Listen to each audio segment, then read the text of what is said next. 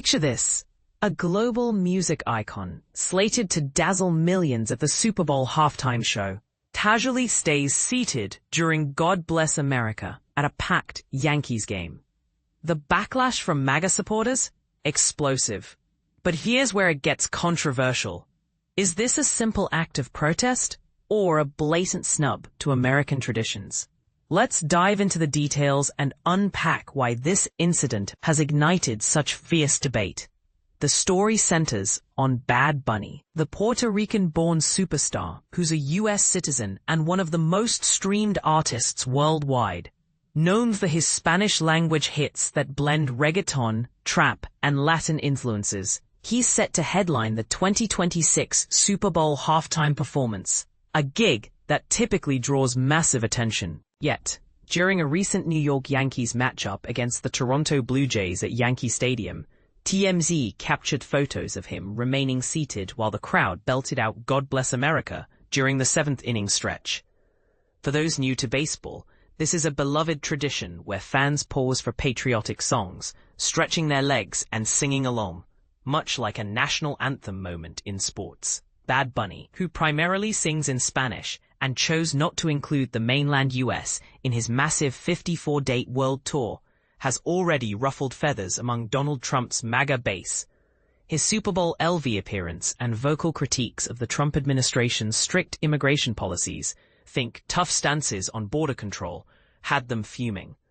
Now, this seating incident has escalated things further, with MAGA influencers and politicians piling on the criticism. Take Tomi Lahren, a prominent MAGA commentator who tweeted on X, formerly Twitter, that Bad Bunny's choice showed a clear disdain for America, calling him an a-hole.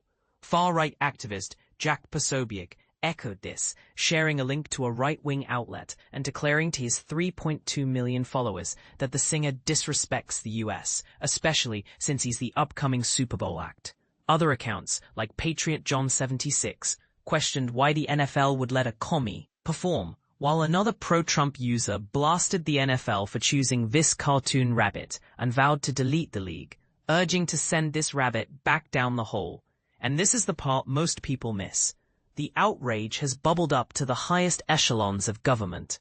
President Trump himself dismissed Bad Bunny as someone he'd never heard of, despite his global fame, labeling the NFL's pick absolutely ridiculous. House Speaker Mike Johnson chimed in, calling it a terrible decision and bizarrely suggesting 82-year-old country singer Lee Greenwood, known for patriotic anthems like God Bless the USA, as a better alternative. It's a stark reminder of how cultural moments can intersect with politics, turning a simple game into a national flashpoint. But Bad Bunny isn't backing down.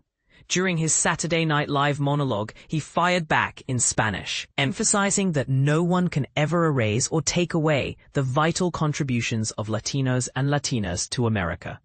Switching to English, he quipped, "If you didn't understand what I just said, you have 4 months to learn," a playful jab at those criticizing his language choices. In a September interview with ID magazine, he explained why he skipped U.S. mainland stops on his tour. Fear of ICE raids targeting his fans. People from the U.S. could come here to see the show. Latinos and Puerto Ricans of the United States could also travel here, or to any part of the world, he said. But there was the issue of, ICE could be outside my concert. And it's something that we were talking about, and very concerned about.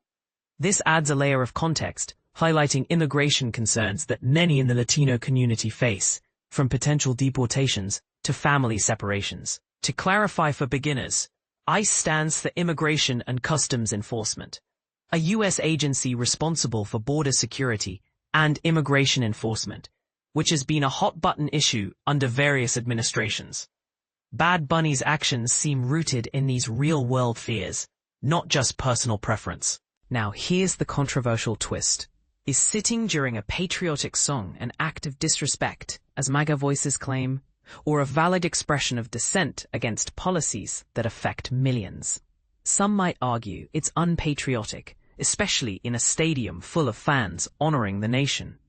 Others could see it as a courageous stand against systemic issues, like immigration injustices.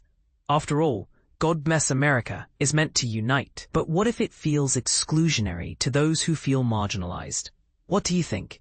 Does Bad Bunny's choice cross a line, or is it a powerful reminder of America's diversity?